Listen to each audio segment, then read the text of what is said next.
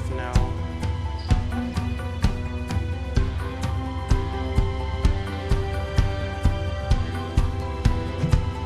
We're in the countdown.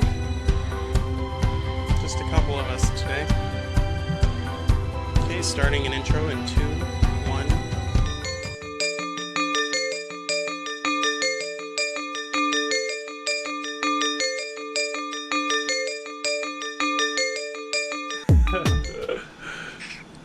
Goodbye. Hello, people of the internet. Facebook, we're live. YouTube, we're live. We're live in so many places. This is Citadel Uncut. Everyone on the Citadel Uncut podcast writes articles for Citadel.fm or CitadelMagazine.com. So that's who we are. We got Paul in Houston, Texas. And here in Saskatchewan, we got Matt Brown, Hey and guys. I'm Dustan Hlady. So if you ever want to check out our stuff on Citadel, what we're writing about, I write about music stuff mainly. Matt writes about tech and... I talk about kind of like social media, like pop culture, and then I mix it in with like camera, color science, all the other... So some of the stuff you'll be like, that's so hilarious, and then it'll move on to, I have no idea what that camera tech talk is about. if you're me, that's. And then Paul, you write tons of different stuff, Paul. Yeah. I just write whatever I'm enjoying right then. So I try and bring a little law, but anything I'm interested in. So. Yeah, that's okay. Yeah. So how we usually kick off this whole thing is each of us has brought a topic to the table, and we talk about our topic, and well, the person presents it. We talk about it for 5 minutes. Yep. There's a couple less people here today. A couple. A few. A baker's few. Jeez. And so I think we should give ourselves 6 minutes. What? It could just be a free-for-all today, even. A free-for-all? Oh, let's try to keep some structure, to keep some... How about 7 minutes? Some anger there. 7.5 minutes we get, and then when the 7.5 minutes is up, then that topic's done. And no matter how much the person begs, we can't go past that. That's it. Yeah. That's it. Okay, so... Paul, do you have a topic? Ready and raring? Yeah, I want to start off by asking if either of you guys have watched the Rogue One Star Wars trailer yet. I don't know if you guys are Star Wars guys. No. I feel like I may... No, I don't think I have yet. That's the new one? Yeah, so it's kind of a spin-off. It's not a prequel, but it takes place in time. It tells the story of the spies that got the plans to the Death Star.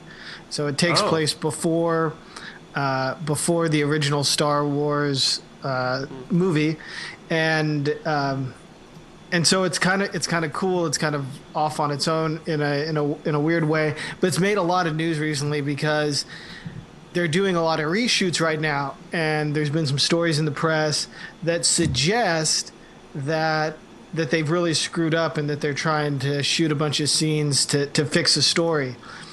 And so I went in and I tried to figure out, now, how could this happen?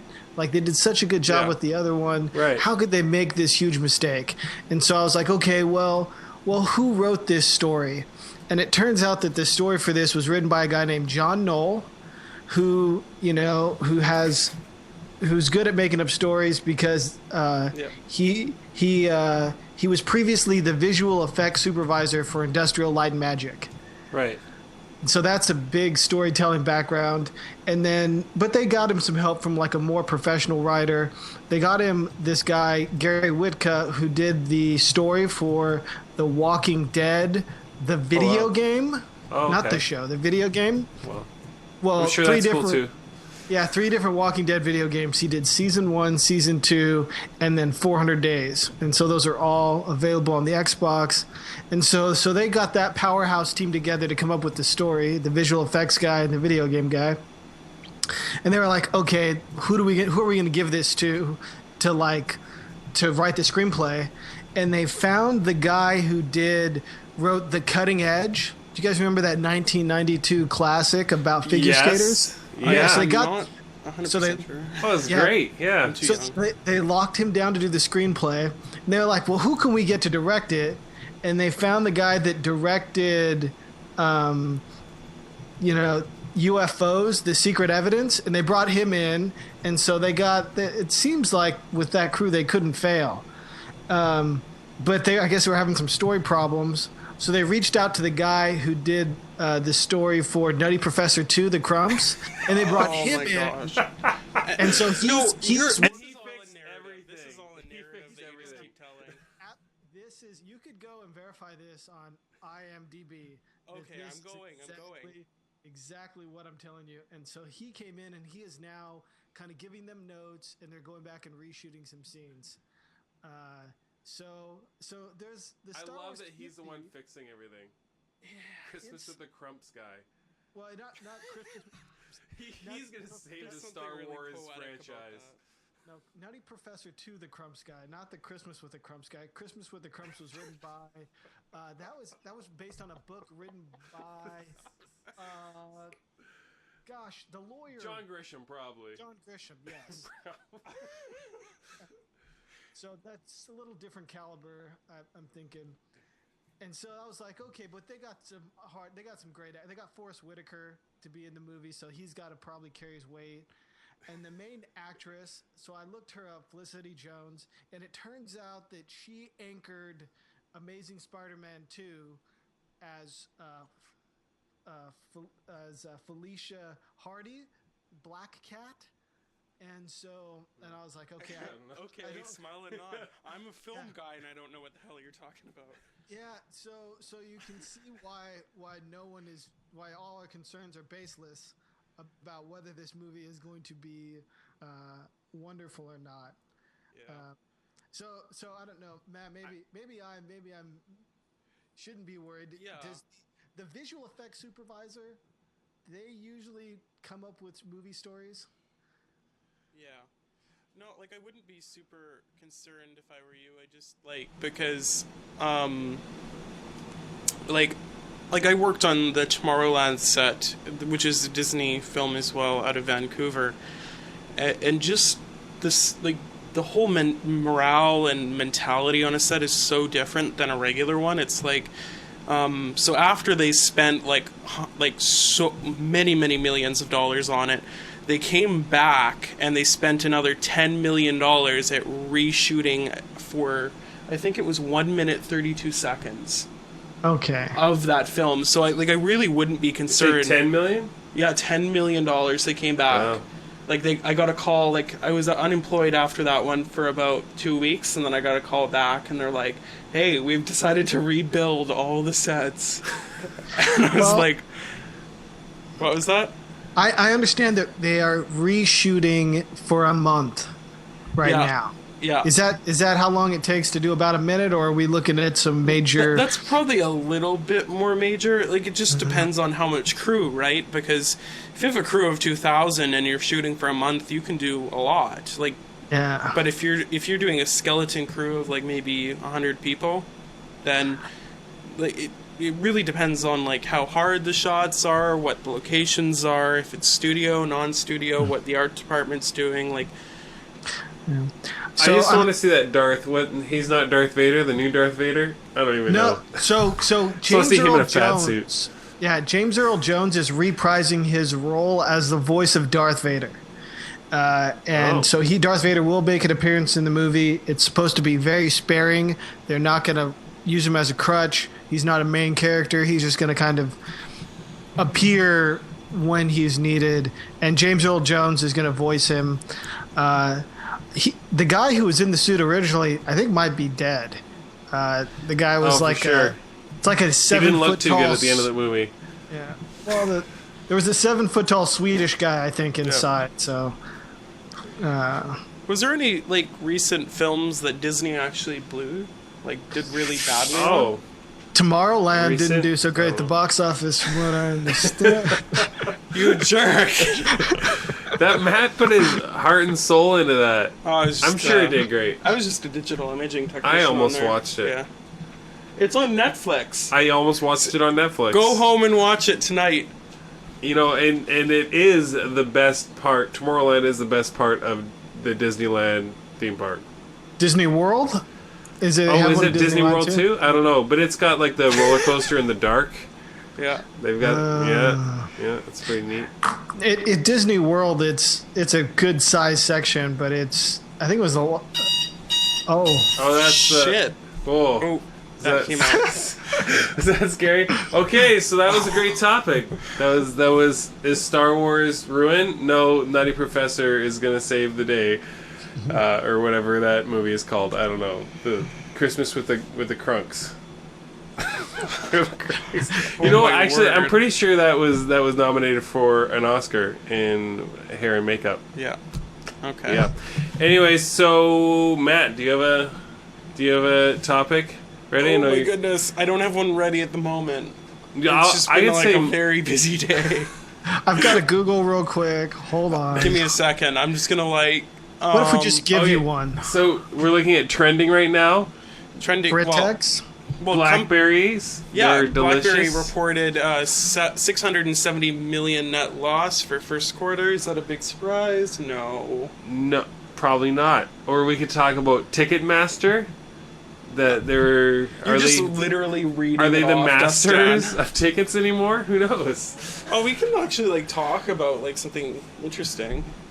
What do you got? Well, what's your topic there, Dustin? Okay. Well, I have a topic. Okay, you go for it, and I'll get ready in my mental state. So I wrote an article this week.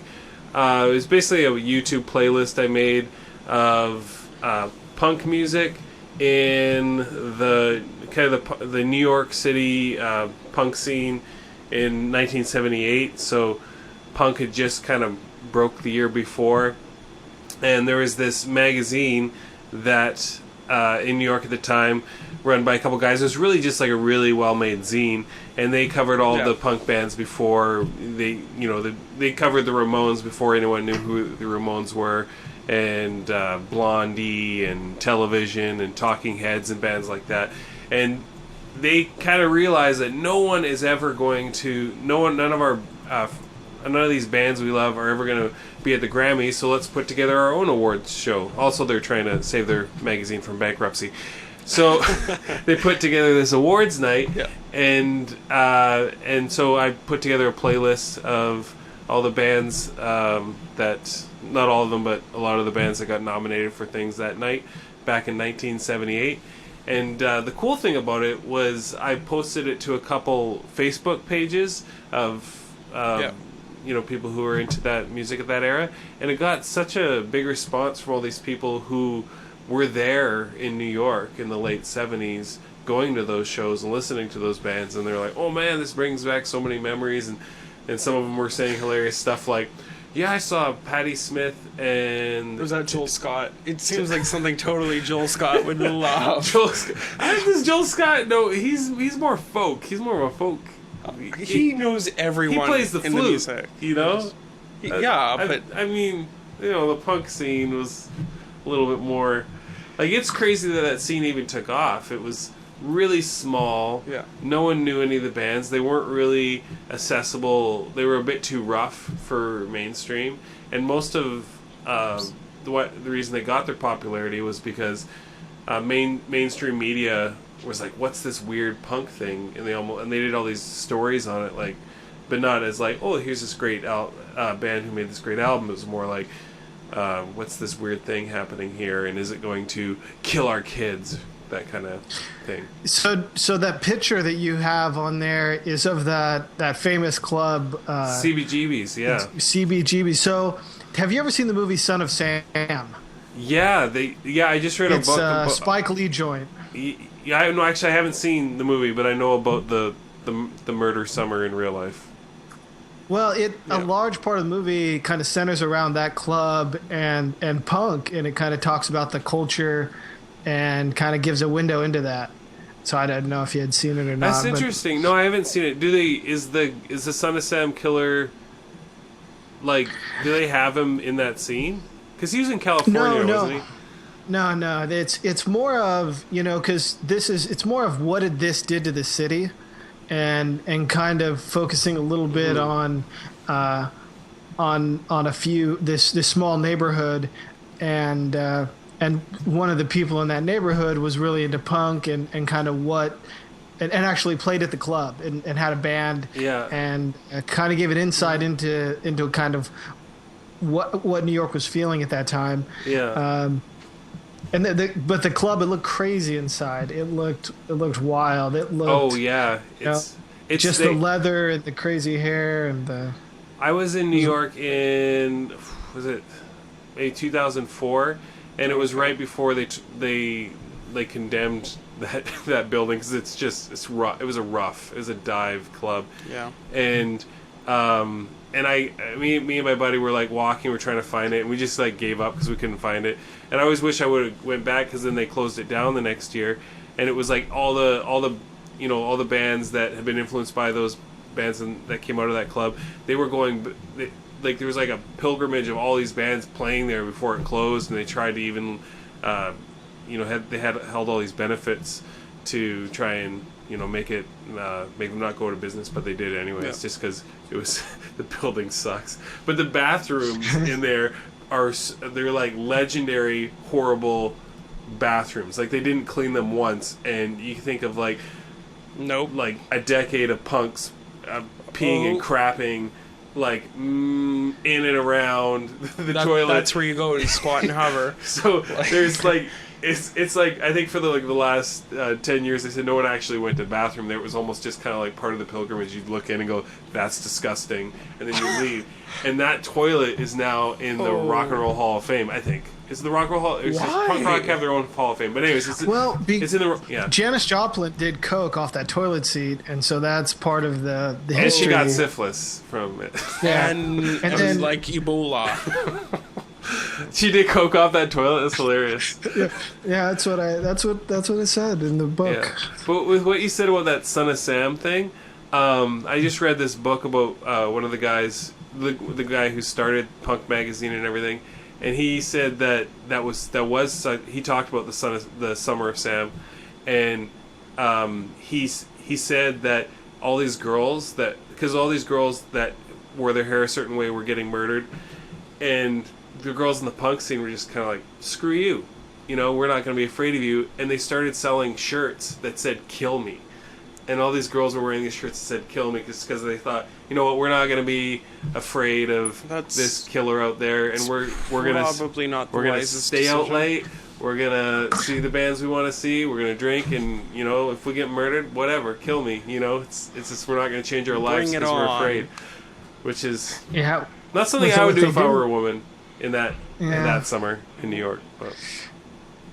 Yeah, well, I guess he was getting his orders from his dog. Right. From a dog? Maybe not his dog. No, yeah. It was his neighbor's dog, yeah. Yeah. I was watching Ancient Aliens last night, the documentary about, it's like a documentary series that discusses how the ancient alien theory and how we're all descended from ancient aliens that came to this planet a long time in the past. And it's on the History Channel. It's a great documentary series, very educational. I think everyone should check it out. And they were talking about how the Son of Sam's dog was actually inhabited by a trickster demon who's actually an alien speaking through them. Very quiet. Kind of put a bow on it for me. So the alien was just kind of a prankster, like. He was like, I made you kill a bunch of girls. You got punked. I don't like alien sense of humor. I don't think it's appropriate. And apparently they've been doing this throughout history. Like the guy who, like most cult leaders, are just victims of trickster demons. You need to change that, Dustan. I die every time. Sorry. That was my topic. I don't know if we're off the punk topic and onto the Summer of Sam topic, but that guy, one of his quotes is, "See you in Disneyland." That's one of his quotes. And apparently, my wife's really into true crime, and apparently all serial killers say weird things like that. And I really want her to do it, but she's talked about doing a series of paintings where she basically paints serial killers smiling and looking happy, like nice photos of them, and then have like quotes underneath of things like that. Can the first one be Hitler? Well, I think she's going more serial killer north. I'm sorry. Well, I guess he is. Is Hitler not a serial killer serial for you? Killer. Yeah. I don't think so. He's a mass murderer. For Mass sure, murderer. Yeah, but, I think. But he didn't get his hands dirty. I mean, you don't get. Yeah, he demolished probably with the never payment. killed a person with his own hands. Do you know that for sure? I don't. But he seems like a bit of a... Oh, Dustan, your wife is ragging on you about that alarm clock. Oh, is she? She says, #nervous breakdown. If I had an alarm clock like that every morning, Yeah. I would wake up violently angry. Like, I'm not a morning person, but that would be like asking for like just death in your life. Yeah. Well, to each his own. I like to wake up with the surge of adrenaline, just ready to start the day, I'm ready. I would be very a upset little scared. That might end a marriage for me. It might. Let's talk about Matt, deal breakers. What's your alarm clock, Matt? Come on. What's my alarm clock? What's your sound? What's my sound? It's probably something really restful. Oh, I actually use an app that kind of what does it do? Like it's like sleep cycles. So I'll just play a light sound earlier in the night, so like I'll naturally wake up, and so it will, What? Yeah, it will wake me up in a cycle. So like your body will just naturally wake up in between cycles. It's amazing. Okay, so let me get this right. So you tell it what time you want to wake up, and it says, "I'll make your body." Yeah, it manipulates your sleep patterns in the night by playing light sounds, and so it will slightly wake you up and restart your Nova sleep pattern. So it says, I don't quite know how it "Hey works. Matt, that cycle's done. If we want to be up naturally by 6 a.m., we gotta get these cycles moving." It kind of does that. I mean, that's technical language. I don't know how it works, but I know that I've never had a problem with it, and it's just a very light sound in the morning.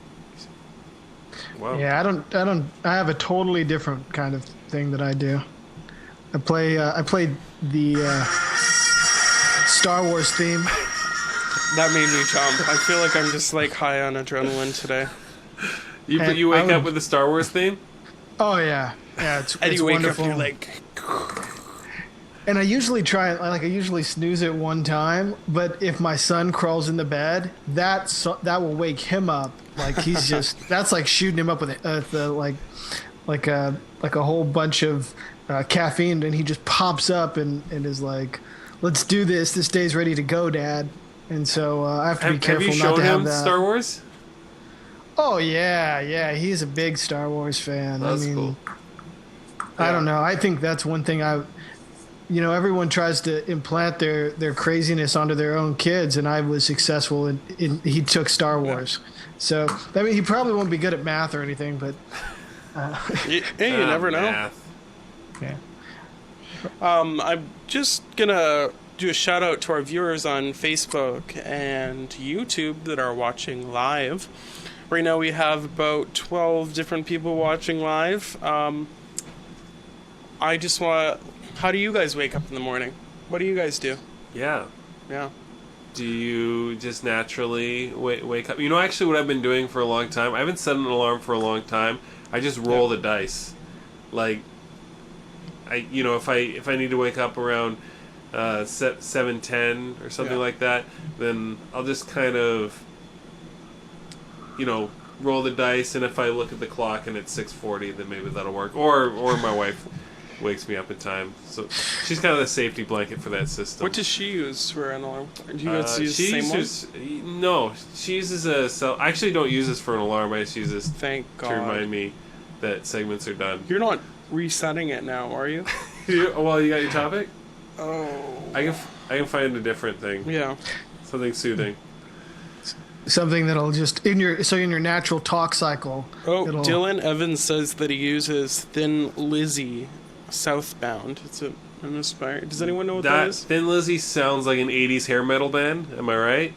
And Southbound, that sounds like a song that an 80s or 90s hair metal band might play. Southbound. She's a hot little tater sauce. Southbound. Kind of sounds like that. Yikes. Maybe. These are all guesses. Yeah. I don't know if that's actually true. But Well, okay, it's you probably got a topic? Well, Carrie's saying that she wakes up to a very great, gradual, quiet little song.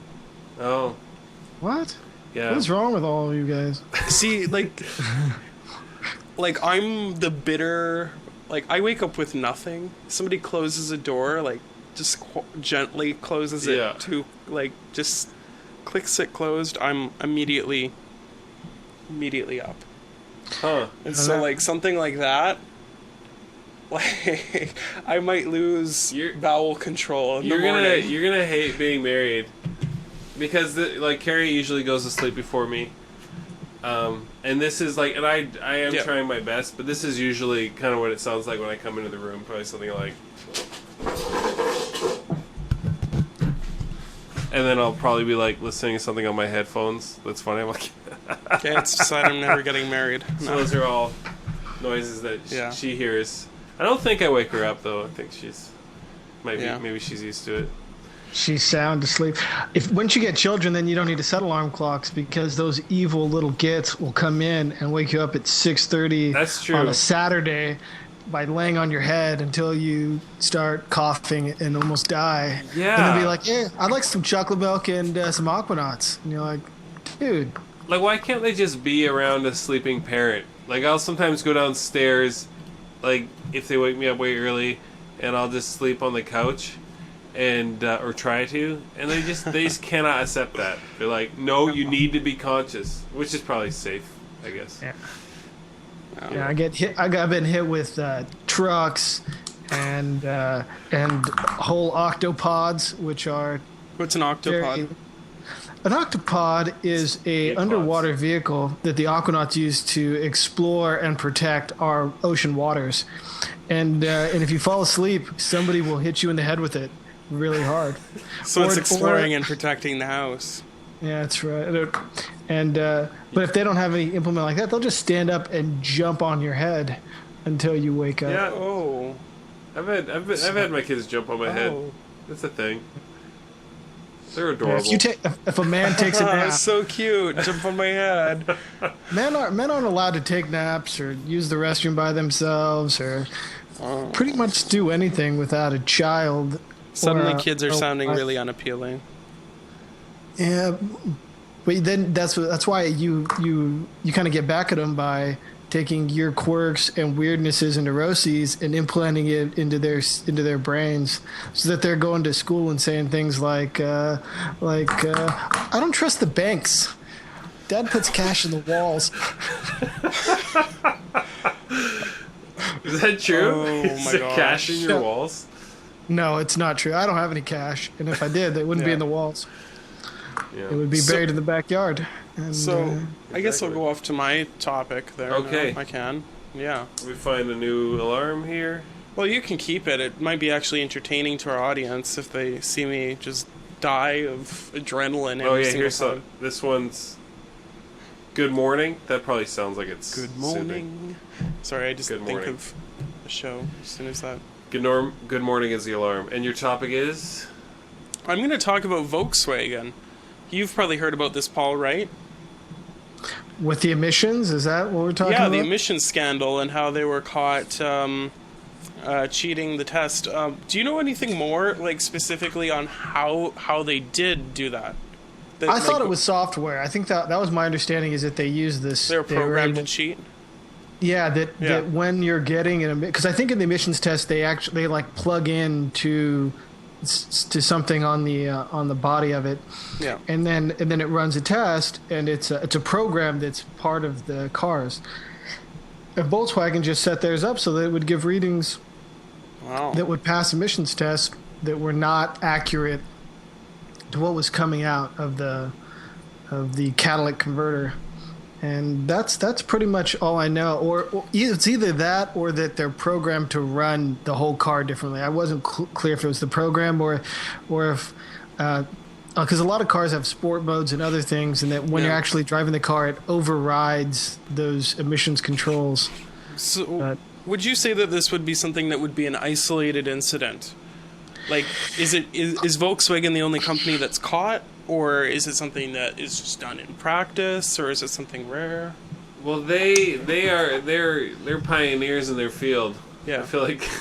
Well, I don't know. I don't know. Have you heard of anything else like this, Paul? I haven't. I mean, it's not something I'm actually very surprised about, because just because it kind of makes sense that they would set up their program. It doesn't mean that there's necessarily anything nefarious either. It doesn't mean that they were like, oh, we're going to scam the test. Yeah. It may be that when they designed that program, that they designed it to pass, and then when they're doing the performance part, they're like, well, under these conditions, performance overrides emissions, and it just may not have been something they thought about. But it's something they're going to pay for. I mean, that is definitely. For sure. It's a $10.2 billion settlement, and the owners of the diesel engine cars that were affected, each one of those people, of the 482,000 cars, will get paid $5,000 each. Just because their Because cars weren't as efficient as they thought. Well, is it buying under false pretenses, or what would that be? Well, for sure, that's the rep, right? Yeah. Low emissions. Well, yeah, and then if you fix that, then these cars might not be able to pass the test without modification, right? I mean, if you have a car that now, so let's say they fix whatever it is that's keeping the test, making the test pass. Well, now you go in, your test fails, and you got to do something to your car to get it there. So I think Tony's watching.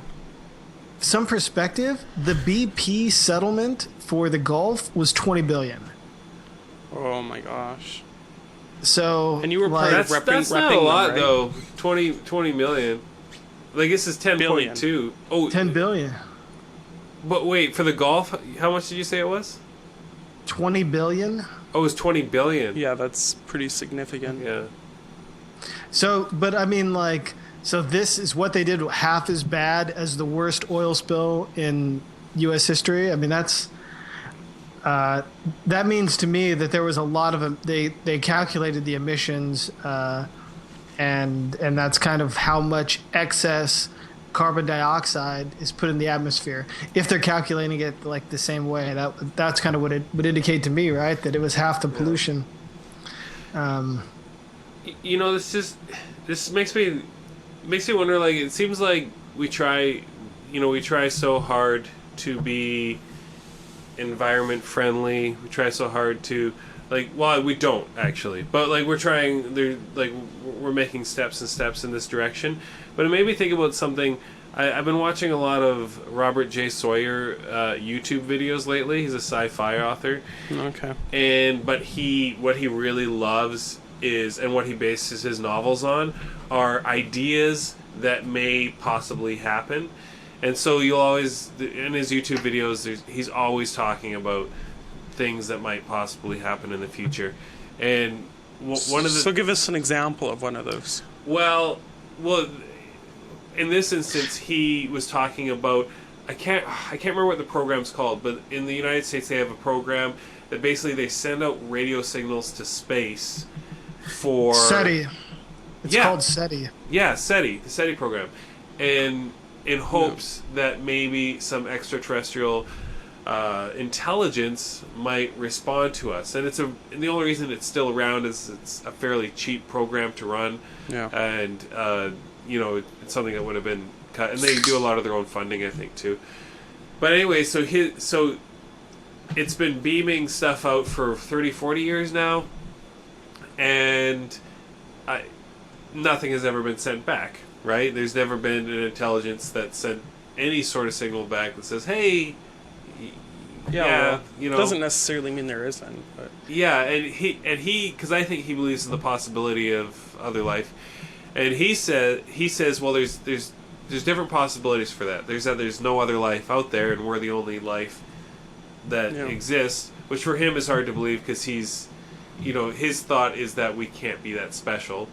And then the other thing is that they hear it and they just don't care. They're like, why would we want to talk to those losers?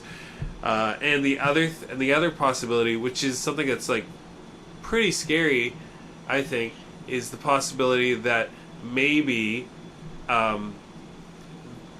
with technology, if they're advanced in technology, maybe once you get to a certain point in technology, you can't help but destroy yourself.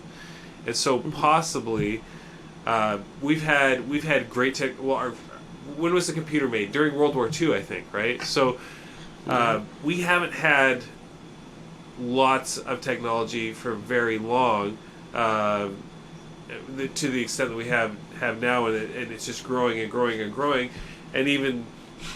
and so we're not that far advanced from our ancestors that were plowing fields with oxes and stuff. But we already have the ability to destroy ourselves immediately with nuclear bombs, and we have the ability to destroy ourselves slowly with carbon emissions and stuff. More than just carbon, but oil spills. Well, that's interesting. Today I was listening to a podcast on Econ Talk where they talked to Kevin Kelly. He's a writer for Wired. Oops. I guess that's good morning. I'm going to keep going. I don't even care. Keep going. And he had a much more optimistic view on technology. And he was, he's kind of like, well, people poo-poo, all of the technology. And it's like, oh, you're just sharing pictures of your food on Instagram. And he's like, no, because of technology, you have people who are writers and authors and songwriters who, absent technology and the Industrial Revolution plus the technological revolution, they would be bricklayers and farmers, and instead, don't be afraid that technology is going to put you out of a job. Be excited by the future where we get to kind of figure out new ways to spend our time and to add value to things, and so he was like, look at all the artists out there today. You can lie to yourself and say, oh, there's always been this many, but there hasn't. And there hasn't been this many platforms in order to monetize it, and there hasn't been this much accessible food for people to and resources that we can. You can have artists and these kind of people just decide that that's what they want to do and try and make a living for the most part. And he had just a very optimistic view about technology. And one of the things that he talked about was that eventually AI was going to get so advanced that in the same way that we now all from our homes plug into electricity, that eventually we'll be able to plug into, unlimited computing power. So basically right now you can make an engine go from anywhere by plugging it into a wall. You'll be able to get a super brain and access it for whatever you need to use it for. And I thought that was really scary, but he was really excited about it. So yeah, I think I'm pretty sure Steve Jobs even said something like that. Like he famously said, like, I'm trying to think. I'm gonna paraphrase it, but basically that he sees an era of computers where wherever you log in, you just open up and it will hop in all of your files, no matter what. And we're kind of almost seeing that in the new Mac OS that's just come out. I've had an opportunity to early developers version of that, and it's very interesting the way it works. But yeah, did you hear my joke when you said Mac? That's kind of like what Mac is doing, and I said Mac of the Beast, kind of like Mark of the Beast. It's the beginning and the end. It's the big. Oh, that's good. I thought it was a good joke. But you're laughing. More. What you said, Paul, was like, don't worry about it putting out a job and that everything's changing so fast. So I'm thinking, like, you're a job, director of photography. Yeah. You film stuff. How old is your job? Not even 100 years old, right? Oh no! I couldn't even describe what I do to somebody that 100 years ago. Yeah. Because it's a mix of art and technology, and they're just. Yeah. And Paul's job? Yeah. Way older. The lawyer's been around oldest. for a while. I think there were lawyers in Athens, so that's pretty old. You'd make a good Jew. Old job. Yeah. Me. I'm allowed to say that. He's Jewish. And I guess I'm going in to be a teacher. It's a pretty old job too. So, Yeah. but so, you know, there's old jobs that are always going to be around, you know, and then there's jobs like what you have, Yeah. which And- are very young. Yeah, and it's interesting because our job is very rapidly evolving right now. Whereas, like, probably, let's say even like 20 years ago, like people that did camera operating and stuff were so much more in demand. And now, just the way that cinema is going, there's more and more people going into post-production and into CGI and stuff like that, because it used to be that pre-production was a large segment of time that you would take, but now it's kind of like switched. It's smaller amount of post-production is this long, drawn-out process. Yeah. And Matt, did you go to school? I mean, did you go to a technical school or get a degree or what? I went to a technical school. I did not get a degree though. So you know, that's one of the things that this guy talked about, is that some careers are getting democratized. That's the phrase he used, where like there used to be a lot of barriers in order to do a lot of things. If you wanted to have a radio show, you had to have a radio station or have somebody who had one who bought it, and then you had to go through all these regulatory filters to get there. And now you plug into a computer and you can have and anybody anybody with a phone can listen to you. Yeah. They don't have to, but they could. Anybody with an internet connection can hear your voice, and so there's a lot fewer barriers.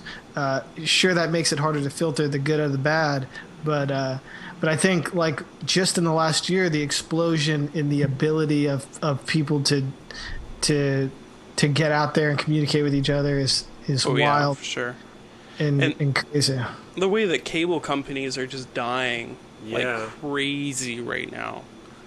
Like, Um, and newspaper companies, like, we're not in the 1940s anymore, and Facebook has just decided that they're going to become the source of news, and it's destroying things. Yeah. well, I think it's causing lots of shakeups. Disruption, I think, is the term the term that's in vogue, right? Like, so Uber disrupted the taxi world, and Uber is still not in Canada, and it makes me upset. I use it all the time. I love it. If we can't figure it out here in Houston and we lose it, I'll be very sad. Paul, can you please, like, fight the legal battle for Uber over here? Because I am really sick of having to use a taxi to get to the airport, and it's, like, literally a 10-minute drive, and it is literally $34. And Uber is great. And I talked to a guy, an Ethiopian gentleman immigrant who drives a taxi, and he used to drive a limousine service, and he drove a taxi. We asked him about Uber, and he goes, before I had a paycheck, it was steady. It was every 2 weeks. I had health benefits. And so we assumed that this was a worse deal. And he said, no, it's a much better deal. He can choose when to drive. He can make more during peak hours. He actually spends more time driving and less time waiting around because more people are using it. So he uses Uber as a taxi guy? Yeah, he gave up driving a taxi because before he'd spend a lot of time sitting around waiting for a call. Now, like, he gets less per trip, but he's giving more trips, and so he's making a lot. He said he's making more money with Uber, and then there's also the rating system where it really benefits him to have a clean car, to have a nice vehicle, to pay attention, and take care of people, So it's just better for professional drivers because they have for this the marketing. particular one. Yeah. Well, like, these small little companies can't compete with a multinational conglomerate that has millions invested in a brand and an app. It's just so much smarter to stay with that. Well, I keep getting college students who pick me up, and I realize, and I'm thinking, man, if I was a college student, I wish this had been around for me to like monetize some of that spare time I had, and these folks, instead of playing video games, are out driving their car around and paying some of their bills. And I thought the ability to enter it, to get a job just by turning on your phone, earning money, and then shutting off your phone and saying, I don't want to do that anymore, or I don't want to do that again tonight, or waiting 2 weeks or what have you. I think that's pretty powerful, or pretty liberating, or it could be. Do you see that as the future for most jobs? Like, a lot of jobs will go that way? No, I think everybody's like everyone's talking about the Uber of soft drinks. We're going to be the Uber of, X. Be It's the like Uber of cliche. lawyers. Yeah, that Like, seems. I need a legal letter written. Click, and then Paul would write back, "I represent on issues, not on."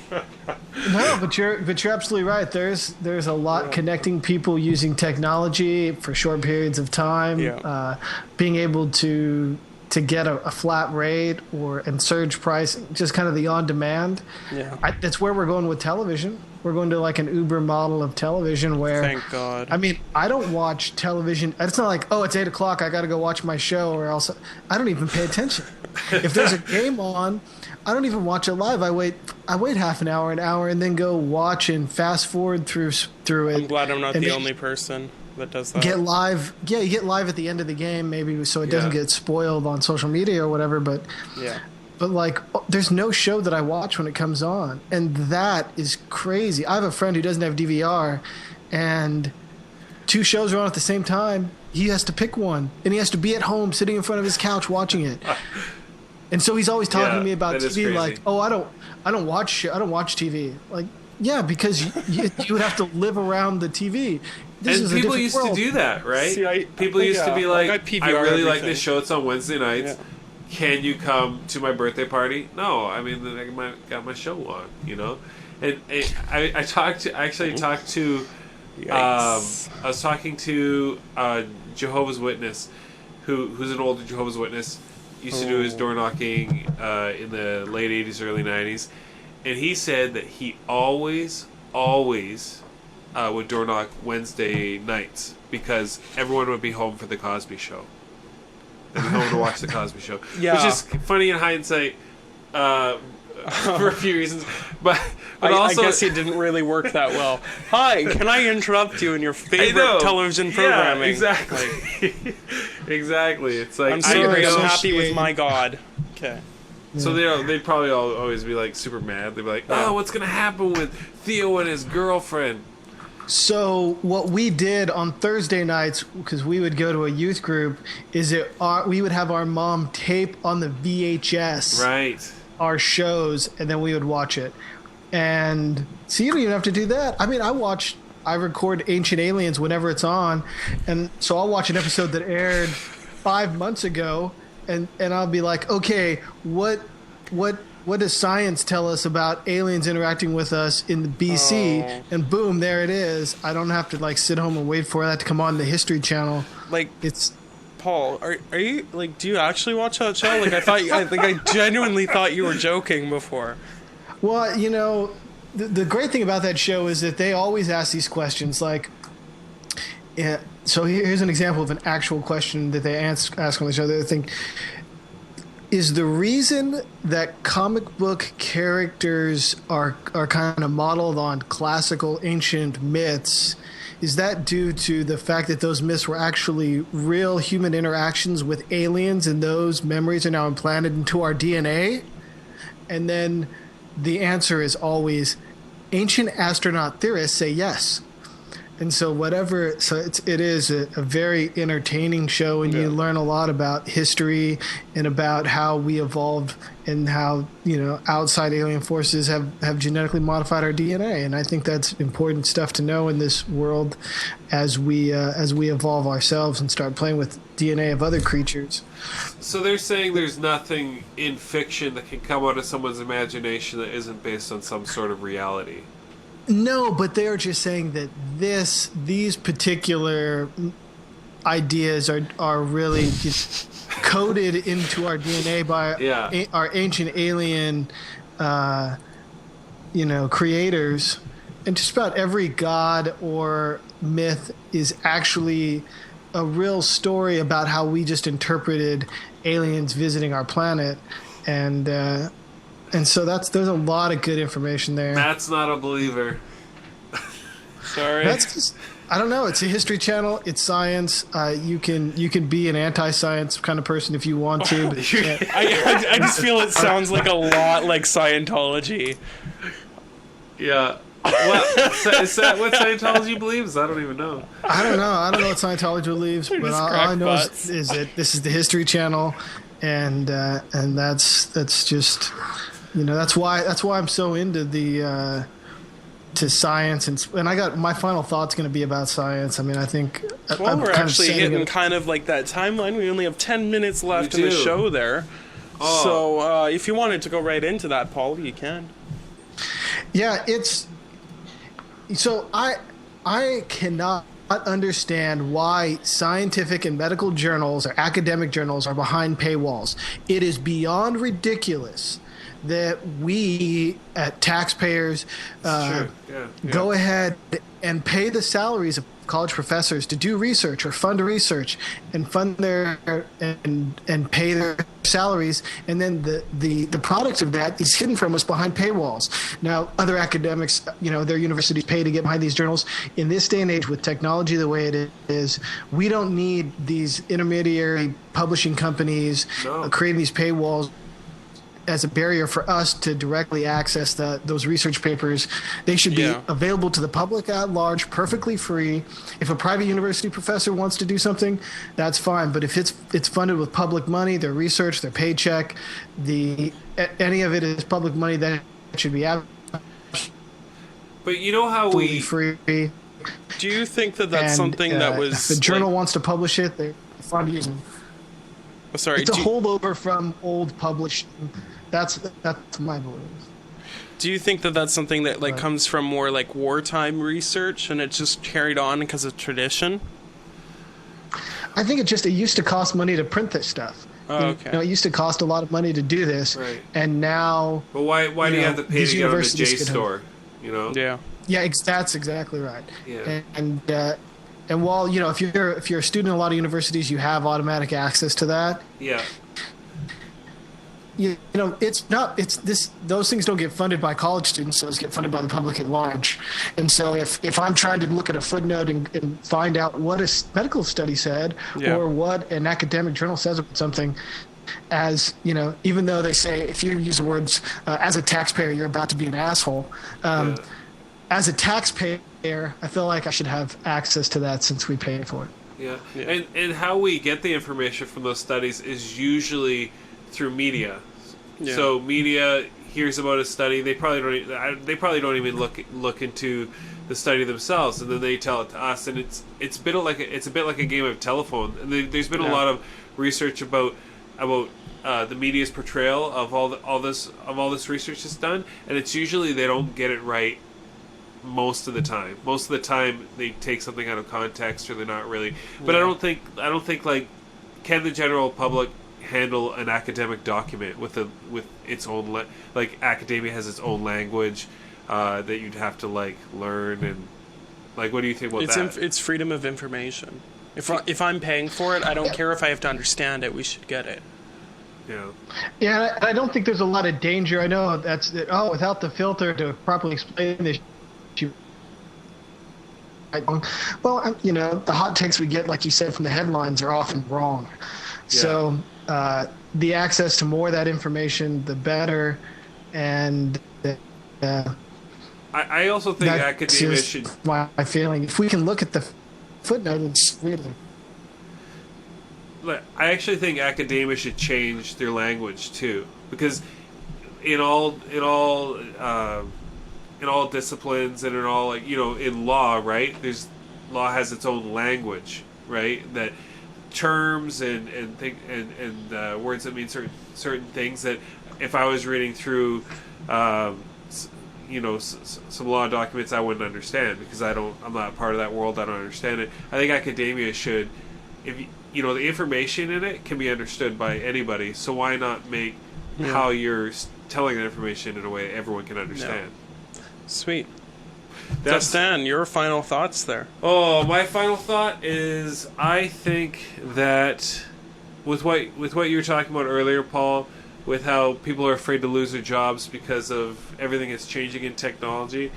I think maybe we should have a summit or something like that where all world leaders and influential people get together and we just kind of decide where are we going with this whole thing, this whole mankind thing.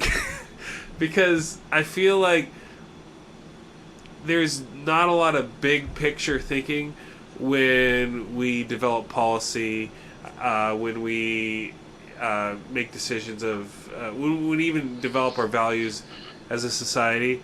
And I think it wouldn't because, for instance, like when you talked about things changing and people losing their jobs, no one stops to think about, like, well, what do people really want?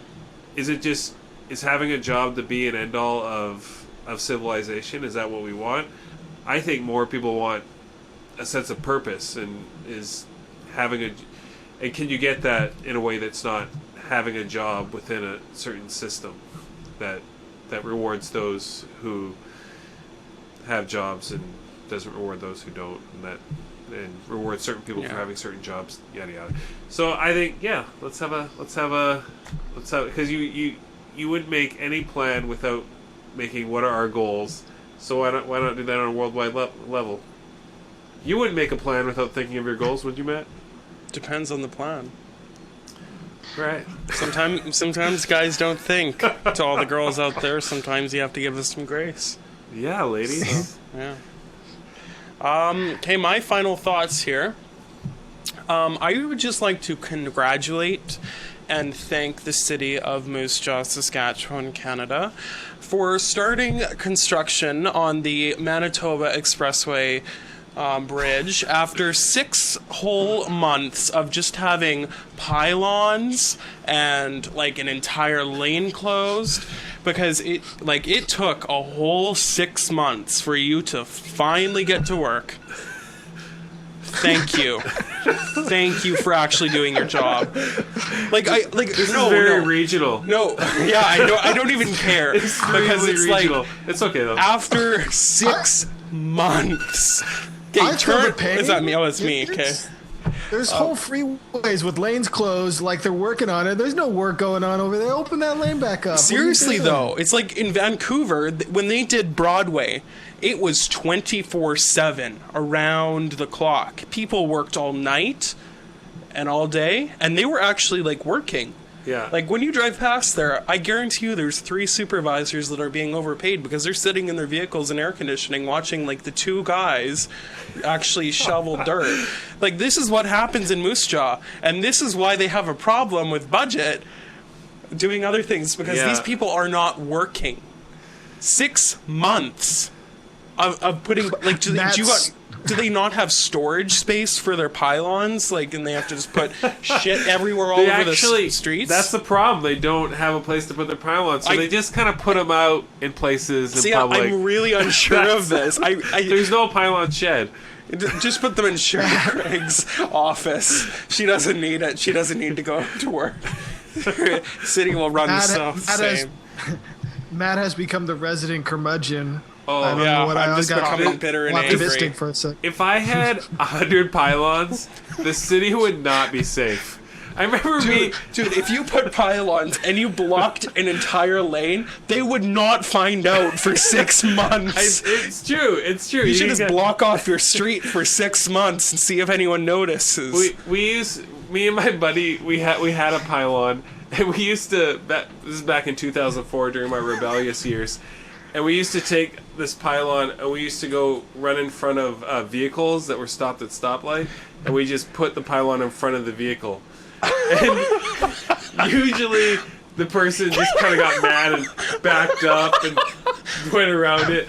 But this one time, this person was just like, "No, you're not stopping me. I can do what I want." And they're so mad. They're sitting in their minivan. I still remember. It was one of those minivans with like the fake wood paneling on the side. And they just were like, "Screw you guys." And they drove over it. And the pylon just got caught under their van. And it just dragged and dragged. And we kind of felt horrible, but eventually it popped out, and then we went and got our pylon back. We are going to do the Oscars thing, and we're going to cut you off with the music. I already tried once, so... All Well, right. thanks for listening, guys. Have a great night. Yeah, thanks, Continue to everybody. Have a comment good on the night. section below. It will help form our future shows. And share and like our page, and it will give you notifications every time we are live, because we have several new shows that you might like better than this one.